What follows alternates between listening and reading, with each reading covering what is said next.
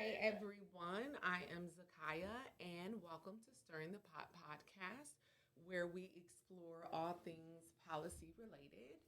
I have a very special guest with me today. Her name is Virginia, and she is in the master's program at Georgia State University. How are you doing today, Virginia? I am doing well. How are you? I'm great. Trying to stay warm. hmm So, if you could just briefly tell our viewers a little bit about you. Sure. So, my name is Virginia Spinks. I am from Atlanta, Georgia. I'm a master's student at Georgia State at the Andrew Young School of Policy Studies, and I'm getting my MPP degree with a concentration in social policy. And let's see, before that, I worked at a number of Atlanta based nonprofits and advocacy organizations. And right now, I am completing a Senate fellowship at the Georgia State Senate in the Budget and Evaluation Office. And when I'm not doing any of those things, I'm involved in local urban agriculture and contemporary dance scene as an independent artist as well. Excellent. So I will just jump right in and ask you what motivated you to pursue graduate studies? Um, the short answer is long-term earnings potential, if I'm being really honest. Um, but I kind of knew that I wanted to get my master's in public policy specifically pretty soon after I completed undergrad. At the time, I was working at the Carter Center as an intern and was doing a lot of work during that time to follow what the Georgia legislature was doing around updating our elections administration system. And I just found the policy process so interesting. And, at that time, I pretty much had made the decision. I had always loved school, but in undergrad, I studied anthropology and religion, which to this day, am glad that I did, but knew that I didn't want to pursue like a career in academia in either of those disciplines, nor did I really want to um, be a faith leader or get go on with that pathway. Um, so I would say it was a combined, you know, a love of education, period. B knowing being really intentional about the kinds of things that I wanted to learn in a graduate program, and C, thinking about just like the sustainability of my life, being an only child and like supporting aging parents and those kinds of considerations. So um, I think those pretty much sum up my reasons. Okay. So, how did you choose this university? I know that you are not an alumni from Georgia State. So, how did you end up choosing this specific school? Um, I wanted an education inside of a program that I think it was really, again, three factors, one of which was maybe the ideological alignment of the curriculum. Uh, Before I chose a program, I was working at the Southern Poverty Law Center, which is an organization working towards racial justice and equity in the South. And I knew that I wanted to be inside a degree program that would not only that supported research and inquiry and academic inquiry that were supportive of those goals more broadly, um, but then also had like the student composition that was reflective of being quite committed to those goals of racial justice and equity. Um, so I limited my graduate studies search to really only three schools that I thought might fit that bill. And then secondarily, I wanted a program that would really give practical, um, that would weigh practical experience very heavily. So a program that was going to be really embedded in community, really offer opportunities to get engaged in some of the work while pursuing a degree program. And then third, I really would say the cost. um, when the calculus really came down to it for me, it was very clear that Andrew Young School, first and foremost, fitted fit all of my primary considerations in terms of the kind of learning and the kind of learning environment that I wanted to have. And being a native Atlantan, being a native Georgian, made that prospect the most affordable for me as well. Okay. So, can you tell me any challenges that you faced during your graduate studies and how did you overcome them? Oh man, challenges I faced in my graduate studies. I think a lot of it is just around balance, really. When being thrown into graduate studies, the majority of students at Georgia State are working. And that's another reason why I like the program, but it also can make it a challenge, right? Just in terms of everybody has got very many multiple competing demands on their time. And so I would say that for me, trying to balance, trying to have an income while pursuing graduate studies and being a full-time student has been a primary challenge for me.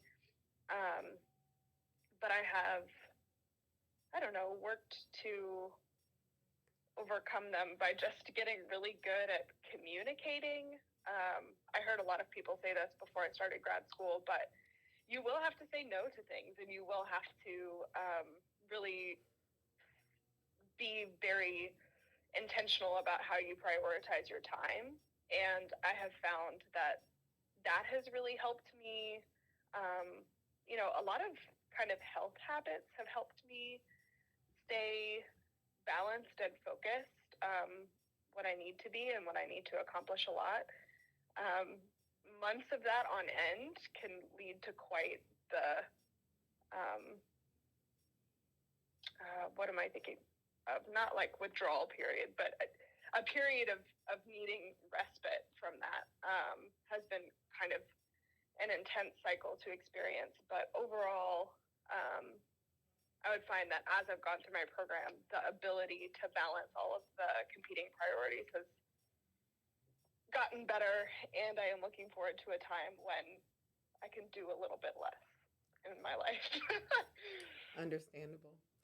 So, are there any particular professors or mentors who've influenced you while you've been in graduate school? Definitely. I want to give kind of a informal shout out to Dr. Joseph Hacker and the Andrew Young School. I believe he's the undergraduate program advisor, but he is one of the professors who I met actually very shortly after I graduated undergrad. And I was working on a kind of podcast project and interviewing different professors about Atlanta history and structural racism throughout Atlanta history. And he was one of the people I interviewed, and pretty much he has been a really great supporter and champion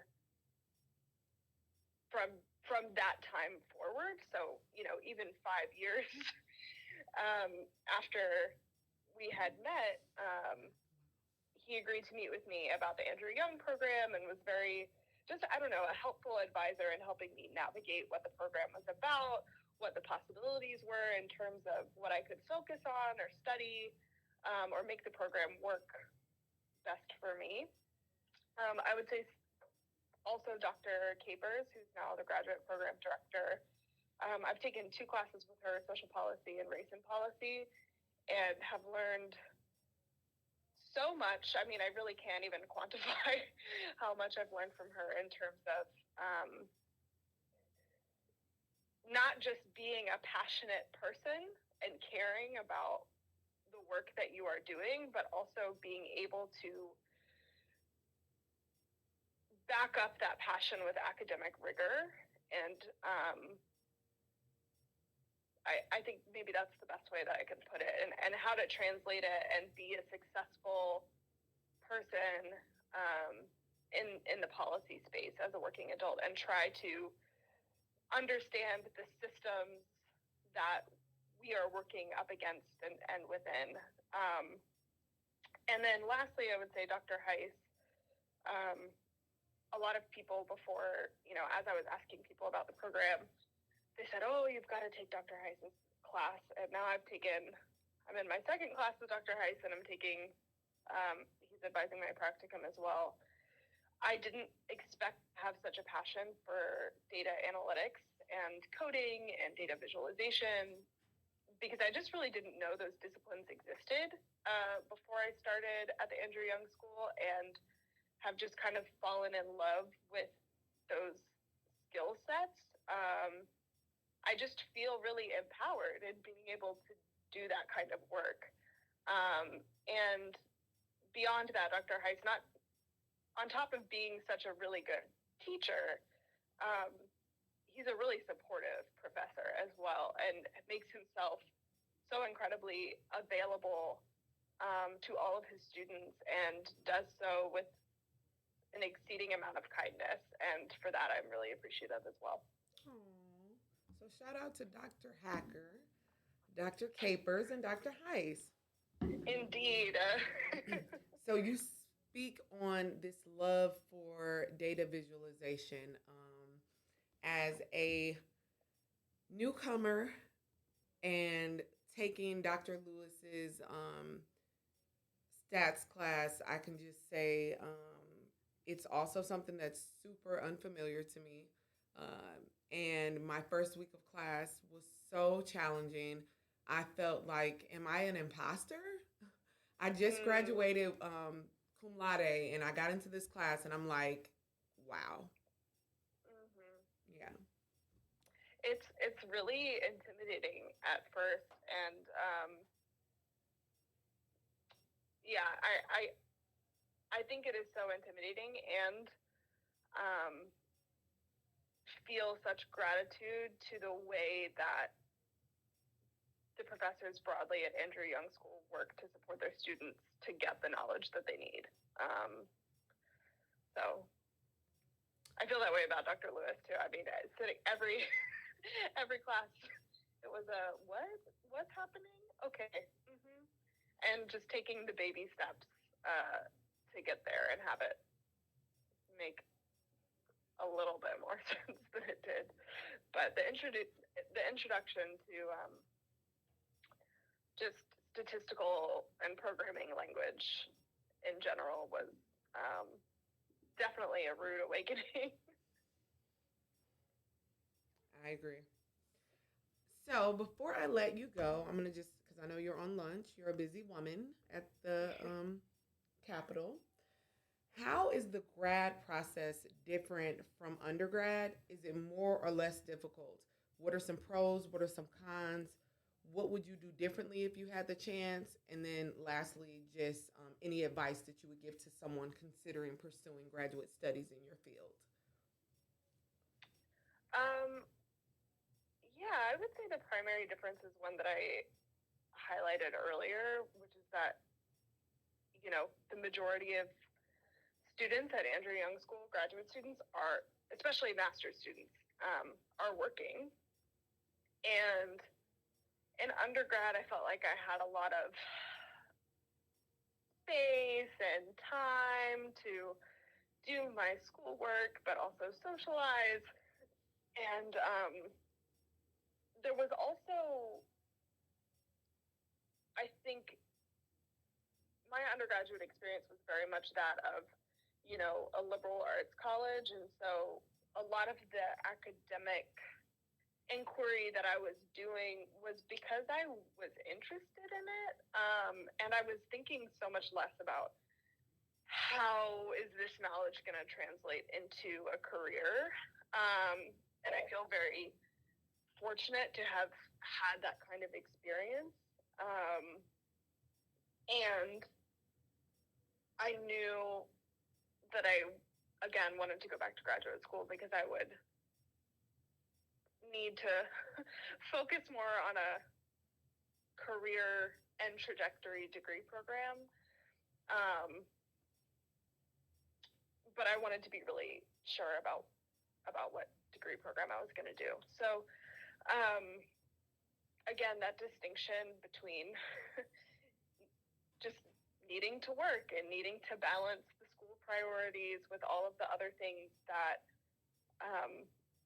we have in our lives as full-grown adults with family responsibilities and community responsibilities. I would say that's the primary difference. As far as academic, I think that, again, I mentioned that this program is really geared toward career outcomes. And so, unlike that kind of liberal arts degree that I had, this degree program is really focused on how to get students the practical knowledge that they need to be successful in the workforce. And I'm really appreciative of that emphasis because it was what I was looking for. Yeah, I think that would summarize the differences for me. Okay. So, what advice would you give someone that's considering pursuing a graduate degree in your field? I the advice that I would give is do it. It will be worth it. I think sometimes imposter syndrome can kind of seep in and you think to yourself, why am I even doing this? Will it be worth it? Will people even think that I did anything in this program and that I learned anything and that I'm capable of doing things? But you are. And you learn so much in this program in particular, but I think MPP programs more broadly about how government institutions work way more than you would learn in just being a citizen or your high school civics class taught you or may not have taught you. And so, the government is a huge sector in our country and in our economy, and it does a lot of work.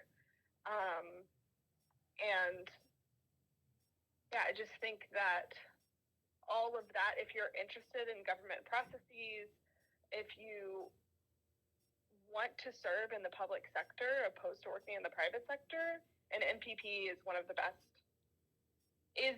degree program that you could go for, MPP and MPA programs, because they really will prepare you for that kind of work. Mm-hmm. Well, Virginia, I have taken up enough of your time. I thank you so much for joining us today and just for all of the love and the help that you've given me through this process.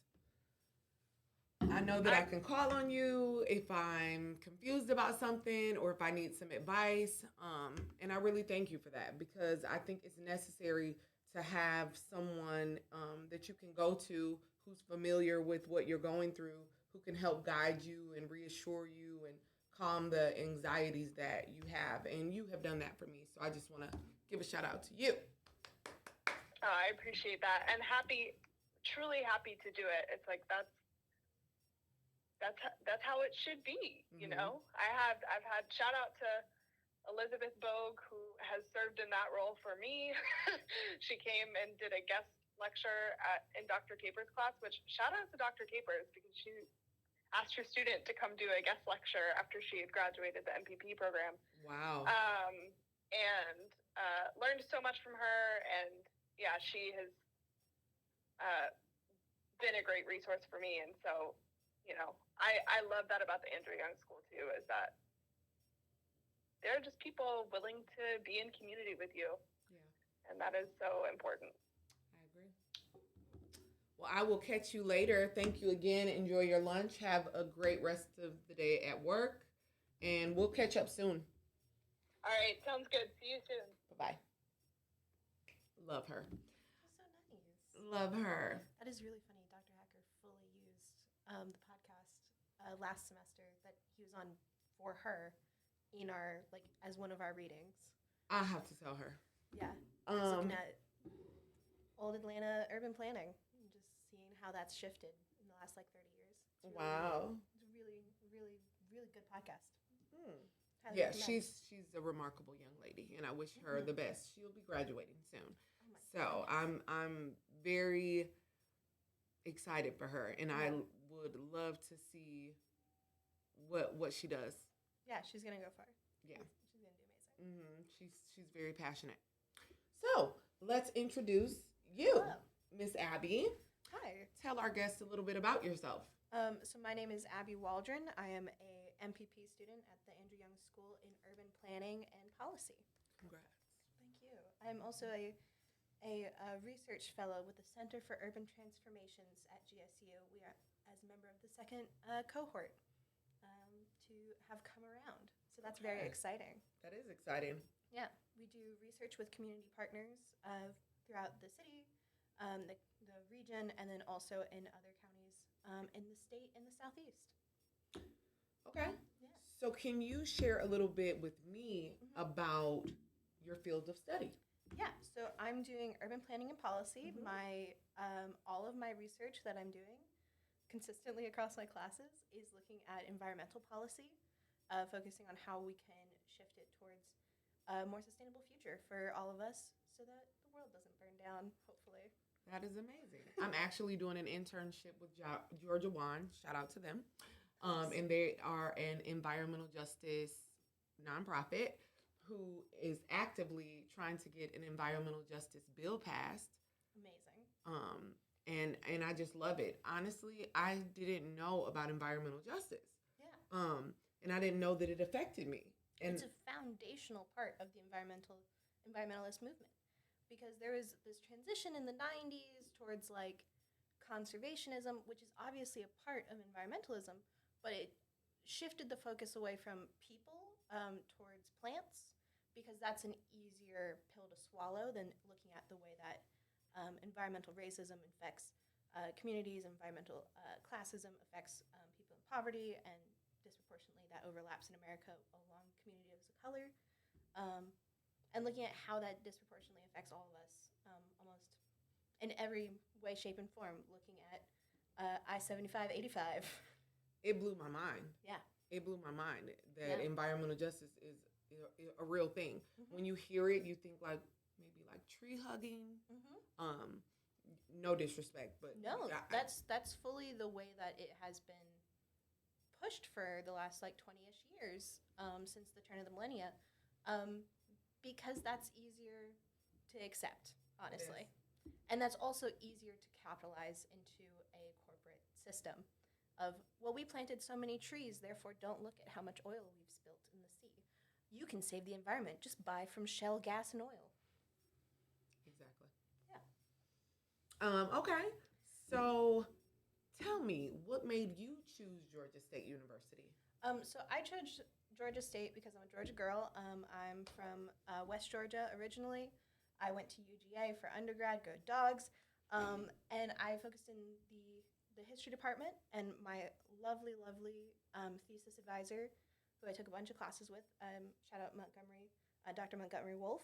She's amazing. Everyone at UGA should have her because she really puts history into a personal perspective. Looked at me and went, you shouldn't go to grad school for history. That's not what you're trying to do. Because I was looking at that for a while. And she's like, no, you that's not what you want. I went, oh, no, I guess it's really not. I want to be with people. I want to work with people. I want to work towards these goals to make the world a better place. And you need that historical context to do it successfully and do it realistically. But you have to actually go work with people. You can't stay in a library the whole time. No. And GSU is the top university in the Southeast focused on urban studies. It's one of the only universities in the world with an urban studies institute, focusing on the intersection between the urban and the human, and making cities better. And it was an obvious choice. I was moving to Atlanta already with some friends, and I was like, my community's in Atlanta. It's a huge research hub with Georgia Tech, GSU, all of the different HBCUs and the amazing research they do. It was a no-brainer of going, well, yeah, that's where I need to be. Especially after working for a year and a half in a couple different fields, but always with an environmental link, and that being a returning point of interest for me. It was like, well, yeah, they have that they are the people to go to. Mm-hmm. They are the research institute to be at. So, you are in what year? I'm in my first year. I'm in my second semester of my first year. Okay. So, can you describe like a significant moment or a milestone in your journey? Such.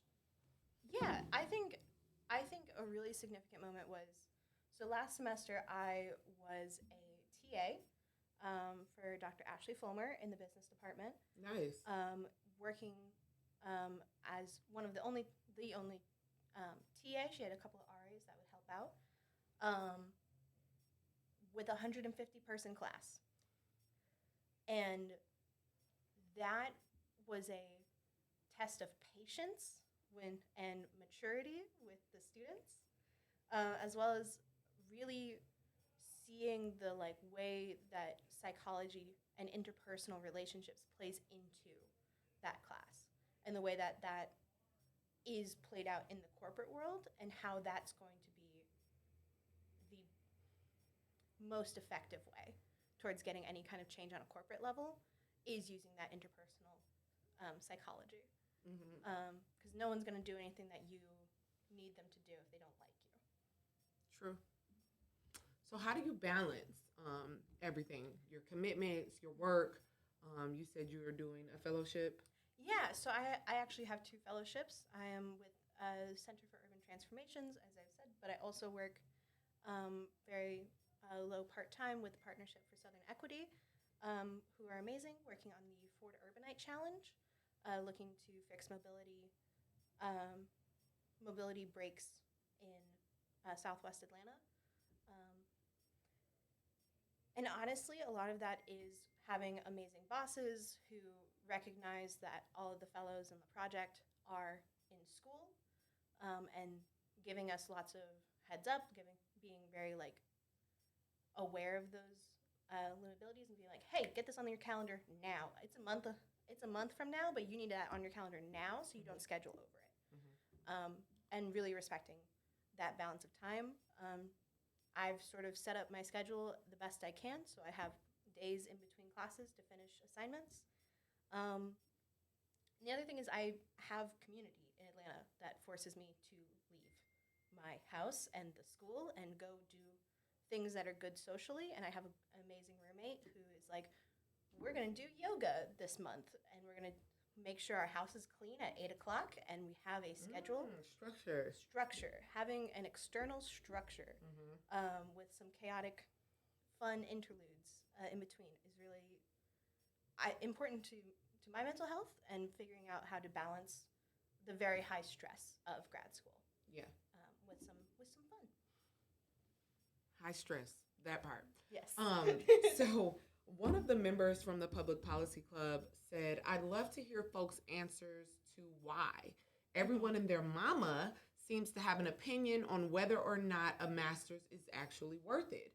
Of course, it's arbitrary, but I'd like to hear about the cost-benefit analysis, before deciding to commit to it. Yeah, so a lot of the reasons I chose to come to grad school is because I always knew I wanted to have a secondary degree. A lot of as my parents would always put it, it's like high school, you're learning how to learn, college, you're learning, and then master's, you're learning how to do. Neither of my parents have advanced degrees, but they are very supportive of going and doing that, and they've always That's amazing. Yeah, they've been lovely about it. They've been very helpful when they Shout out to them. Shout out to my parents. They're lovely, good people. But yeah, the reason I chose to get a master's degree is because I have an undergraduate degree in history Mm-hmm. with a minor in studio art, which is not advantageous to getting jobs. They, not because that didn't prepare me to be an excellent researcher, because UGA does that. It Yes. teaches you how to be an amazing researcher. But people look at a history degree, even from UGA, and there's an association of that. There is. And there's an association of a lack of competency and a lack of specific field knowledge and any kind of further positions I wanted that are in government, that are in not even the nonprofit space, would require working very, very hard for a very long time to get to the level of entry that a person with a master's degree would have. And 2 years are going to go by anyway. 3 if you count like the application process and getting to the first semester. They're going to go by anyway. Might as well finish it with another degree than without one. I love that you say that. My mother has literally ingrained that in me. She's like, you're going to be 40 anyway. I'd rather be 40 with an advanced degree than just 40. So that was really cool to hear. So tell me this. Has your perspectives or goals evolved since starting graduate school? Absolutely. I have gotten much more specific in where I'm wanting to be. That was another aspect of going to grad school. Okay, I know generally cities not working well. I'm from rural Georgia. Mm-hmm. It's not working well. It's falling apart. I want to fix that. How do I figure out how to fix that? Well, the fastest way to do it is grad school. So, since coming to grad school, I figured out, I'm like, oh, I'm very interested in the way that water management works. I'm very interested in the way that transportation networks connect and how do they meet in an equitable fashion across different neighborhoods, and how do you connect the rural to the urban and the suburban so that we're not just 3 separate areas that have no interplay with each other. Absolutely. Outside of tourism by the suburban on either end. And sort of looking at the way that all of those interconnect and the way that you build community relationships for those goals. Mm-hmm. And that's I couldn't have told you that in August, even though it's only been 6, 7 months since then. I couldn't have told you that. But shout out Dr. Hacker's class, Scope and Theory of Planning, really making you look at your hometown and the way that it specifically is shaped by planning and why does it look the way it does. And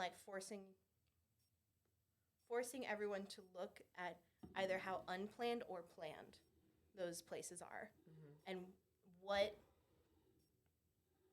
is going to keep happening, what could continue happening if planners don't do something about it, and if there isn't intention put into those communities. Which, being from rural Georgia, there's been a lot of lack of intentionality, kind of purposefully, in a lot of these places, because there's a lack of desire for growth. But growth is coming, especially in the Atlanta general region, which my county is in, and has been in the Atlanta Regional Commission since the 90s. And we experienced 256% population growth. And nope, but we don't have a sewer system that works. So it's a problem. It's a problem that needs to be solved, and the way of solving it requires people with expertise in that. So I think I've lost your question in my brain, but a lot of those things, that specificity and that knowledge that I need to go and fix things that are affecting my family, my community, back home, I would need to have in grad school, and I can get at the Andrew Young School, because it also applies versus being in the Urban Institute. The Urban Institute is amazing, super cool. Mm-hmm. I think a lot of the things that are specifically wrong with urban planning revolve within policy. and within the decisions of lawmakers on how cities are going to look. That isn't branchable by planners necessarily every time, if they are not like in the weeds on how policy works. So that felt like a very important intersection to have. So, what advice would you give to someone who is considering grad school? I would say specifically look at like on a monetary level. You need to look and make sure that you have ways of affording it. Have savings, look at your options as far as financing. Make sure that you are working with your institute to get positions that will cover some of your costs. Like I have been a TA and now I am an RA. Both of those cover my tuition costs. But external to that, that does mean that you have to have some kind of insurance. As someone who was uninsured for like 5 years, that's really cool, but it's also an expense I did not account for coming into it. Okay. So having that in mind, the expenses of it, really go and like speak to like the bursar, find out what your options are, find out what your payment plans are, find loan options, scholarships that work for you and that you feel like are reasonable for you to get this degree, and won't cripple you financially 5 years down the line. Right.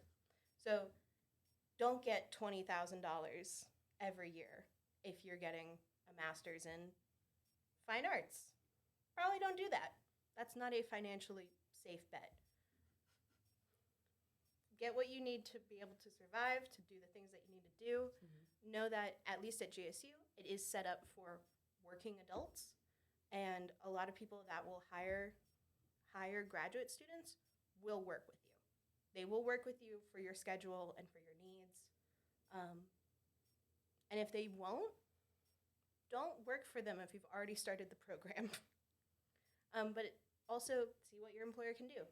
This university is set up for that, for working adults. You can do it. Lots and lots and lots of people do it. It's just hard.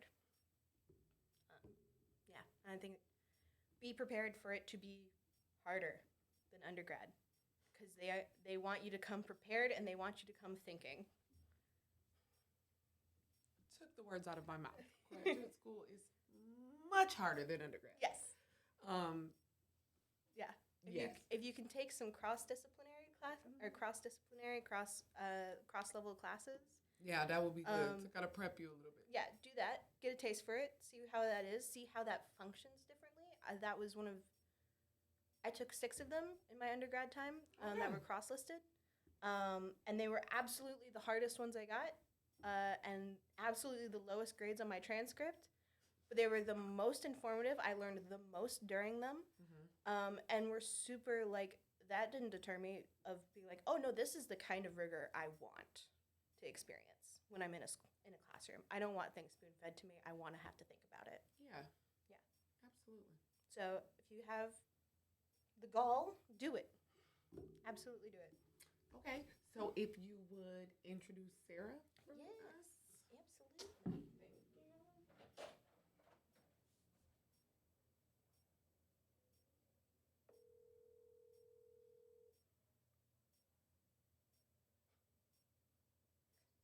Hello? Hey, Sarah. This is Abby. Yes. Hi. Zakiya just stepped out, but she's coming right back. But yeah, here is. Yeah. We have a bad connection. I'm having trouble hearing and understanding you. Uh-oh, maybe I need to call her from my... Okay. There's all sorts of weird noise. Okay, hold on. Zakiya's gonna call you instead and see if that works better. You know, it's Android versus iPhone. Well, she has a home phone. Hello? Hello, Sarah. Yeah, hi. Oh, your connection's better. Okay, good. Okay, Sarah, thank you so much for joining us today on Stirring the Pot podcast. We delve into all things policy related. And today I wanted to explore the journey of graduate school It is not easy. A lot of people are interested and have questions, and I just felt like it would be a good thing to put out so that people can make the right decision on if graduate school is good for them. So, if Sure, you don't and mind, it is a definite major decision for sure. mm-hmm. Something to worth consideration. All right. So, if you don't mind, I'd like to ask you about your academic journey. If you could just introduce yourself, tell us a little about I, you. I, yeah, Sarah Jones. I'm currently in the graduate policy program. My concentration is health policy, um, and I chose health policy for a number of reasons. One, my background is strong in various aspects of healthcare, one of which is I'm also a registered dietitian and have a degree in both undergrad and graduate degree in nutrition studies. Um, and it, I've been going part time and like one class a semester because I was working, and now I'm doing two classes a semester. So my journey is a little different than those of you who are going full time. I kudos to you is all I can say. Mm-hmm. And balancing kids and all sorts of other things. Yes. I'm a mom, so I'm trying to Yeah. balance having a family and doing graduate school. So, Yeah. can you tell me what motivated you to pursue graduate studies? Sure. I actually took after a number of years of being out of school, I decided to take um, classes in the Gerontology Institute at Georgia State. And that was just that was because of a journey with my parents and a lot of my clients I'd had when I owned a business. And so I thought, oh, well, this is a quote unquote logical step to take. And even though I decided early on that I actually did not want to be involved in gerontology from the perspective of what they being the faculty at the time were primarily involved in, I knew I knew it was going to be valuable information just because of the aging of the population and any type of research that is being done, you have to look at the aging population. So that it was during my internship with the gerontology department that really sparked my interest in policy and doing the background work and helping to write like proposals or evaluating policies of whether they need tweaking or if they're even a good policy. And so that's what started me to even think about policy programs. And so I did a lot of examining of classes. I first thought I was going to, my draw was towards nonprofits because there were so many nonprofits involved with providing services to the aging population. Again, I thought, well, this is logical. My brain wasn't thinking of, okay, but is this what you really are interested in? Is this what you want to be doing? And that didn't come until, so I really investigated a lot of classes, and I also looked at job descriptions and what was required for job descriptions that seemed like they would be interesting. I talked with people, and so that was what influenced my decision. Part of what influenced my decision to go to Andrew Young and go into the policy program. I had also looked at the School of Public Health, but there were things about that program that just weren't appealing. It didn't. That's not quite the right wording, but it's like it didn't feel like where I needed to be. And so, and the classes for the public policy program really filled in the knowledge gap that I had assessed that were lacking, the aspects that were lacking in my background and my experience and all of that. So it was a long decision. It didn't happen overnight. And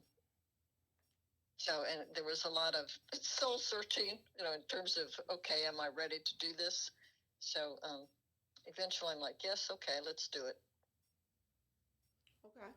So So, are there any particular professors or mentors that have influenced you or impacted you? I would say each professor has had an influence. There isn't, because I've been going part time, and part of that was during the pandemic when nobody was, we weren't in person. And I was working, and it was a job that was supposed to be 20 hours a week, and it was more like 35 and literally 70 hours a week. So it was hard to, hang out on campus and do anything else. So I haven't had any mentors. I haven't cultivated that. I've still got some time, so who knows? Maybe that'll happen before I graduate. But I would say every single professor and course has influenced me in some way or another. It might be just thinking of, okay, in a economics class that not the current microeconomics, but an economics and health class, when Dr. Martin said, you may be the only person at the table that has any sort of economics, perspective. That really stuck with me. I don't remember everything he said regarding economics, but that stuck with me, and I'm like, oh yeah, he's right. I could be in a room full of community workers or council men and women, and people that don't always have an economics background. Bookkeeping is different than economics. They may have a bookkeeping background or CPA background, but not necessarily an economics background. So, I'd have to say they've all influenced me. Right. Can you share a memorable experience from your time as a graduate student thus far? And the most recent has been me passing my research methods and statistics class. And it was a big deal because I had always been told, and this goes way back when, that I was not suited for that type of mental gymnastics, if you want to call it that, or I wasn't suited for coding and, all that type of thing. Well, I'm here to tell you they're wrong. So, shout out to you. Yeah, it may not be my primary, I'm not going to claim to be an expert in any of it, but by golly, I can do it and understand what I'm doing and have a conversation with other people that are the data crunching nerds that, have a whole lot more experience and expertise than me.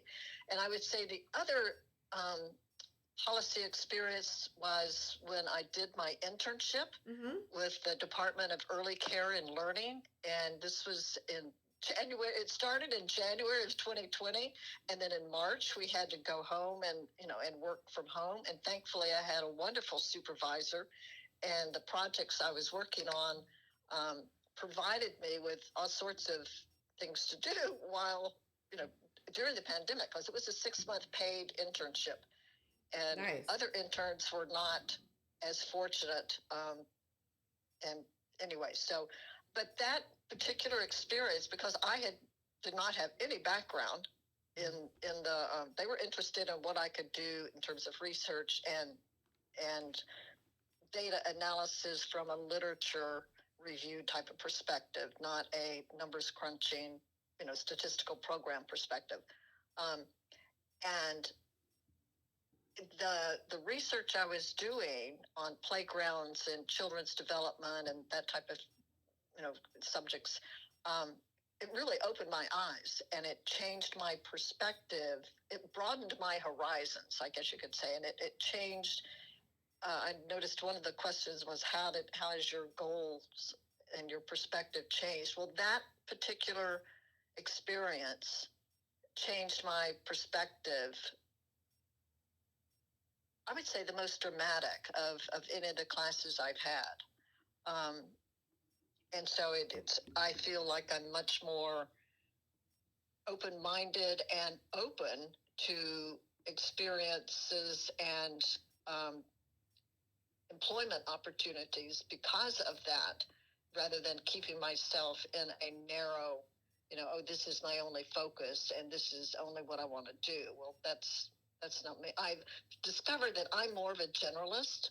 Yes, there are specialties within that generalization, but I'm the type of person that I love delving into a problem or a subject, but for me to do it, like forever, not so much. It's like, give me another thing, something else to challenge me. So I think that's something for people to think about too. Is do they want to specialize? Yes, you have to pick a topic, when you're working on a PhD or certain classes, but is that what you want to totally devote your life to, or are you open to? Yes, that feeds into other interests, but it's not necessarily the the total package. So yeah, my graduate's internship was a huge, I guess, turn in terms of what my overall perspective was, or is, not just was, but is. Okay. So, what would be your advice to someone that's considering pursuing graduate studies in your field? Research the class, have an idea of what you want to do. Look at job descriptions and look at what is being required of those job descriptions, or for those roles. What are the qualifications they want, particularly the preferred qualifications? When I started looking at whether to return to school or not, everything I looked at that had a job title that I thought sounded interesting, and people that I talked with, that's another thing, doing informational interviews. I either needed an MPH, Masters of Public Health, or an MBA or an MPP. And I'm like, okay. I mean, that just kept happening over and over and over for like 6 months or a year. And I'm like, okay, the writing's on the wall. I need to go back to school if I want to, pursue professionally what it is that I'm actually interested in doing. So yeah, talking to people, looking at job descriptions, looking at what you enjoy, and what you're good at. You may be good at it, but you may not enjoy it. Do you want to spend your time however many hours a day at work doing this one particular thing? Maybe not. So looking at there's all sorts of assessments out there. The school has a good selection of things, plus I can't think what it's called. It's something they've implemented within the last couple of years. Or school to graduation type of thing, where they show you what jobs need different skills and that type of thing. So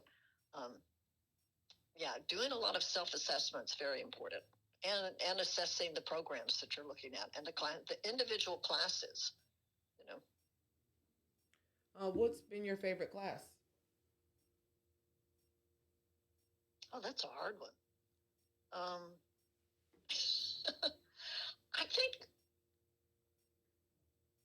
I think the qualitative research class, which is actually through the School of Public Health, but that's one of my electives. And that because of one, because of how she taught it. It was a very interactive class, um, but also it was learning something totally new. I mean, it was qualitative research, and so now that's something that um, I'm going to pursue further in working with the classes, not the classes, but the courses that are offered through the library research development services, the in vivo classes. Mm-hmm. So that was, anyway, that's been one of them. And actually the the research methods and statistics class that were just finished last semester, that it was challenging. I mean, I worked my butt off, um, but I actually enjoyed it. Um, it was challenging in a good way, and I had a great group of, we had a great class, and my group was an excellent group of people. So I would say those are the two that have been the most favorite. Okay. So. All right. Well, those are all the questions that I have. And I want to thank you so much for spending a little time with us. Well, thanks for asking me. No and problem. Hope somebody, can save themselves some time and have a little better direction on, the podcast that you've so graciously put together. Because I know it took time on your part, to put it all together. Absolutely. I just wish that I was able to ask certain questions before stepping in. So hopefully, between the three of you, wonderful, intelligent ladies, someone will be able to make a better decision. Right. Yeah. So. Okay. So I will see you tomorrow. We will see you tomorrow. No, yeah. We'll see you tomorrow. Yeah, well, actually, I won't be able to see you tomorrow, but I'll see you on Thursday. We'll see you on have Thursday. Another commitment tomorrow. Oh, right. I can't attend. Yeah. Okay, yeah, we'll see you on Thursday. Okay, take care. Take care. Thanks. Bye-bye. Well, there you have it. Good job, man. Yeah. So I just thank you so much, and I wish everyone the best of luck in their endeavors. And I just feel like you guys will impact the world and make a change because we all want to. We all want to do that. We want to save the world. Yeah. You're gonna do it too, man. Yes. You're definitely in that boat. Woo. Okay. So I will see you. I will see you tomorrow. Yes. I'll see you tomorrow. For sure.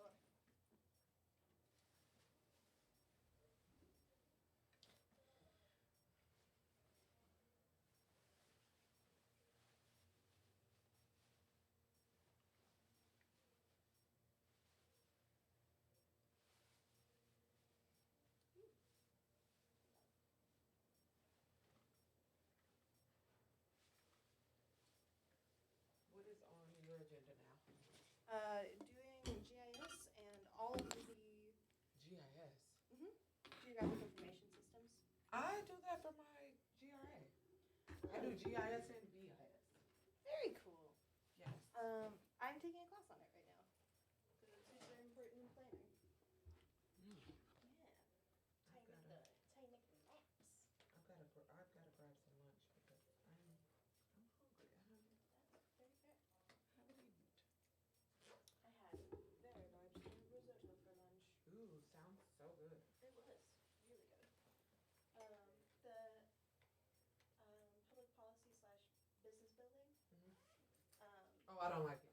oh, you don't like the business off? It's so good though. I brought my sons there before. They liked it, but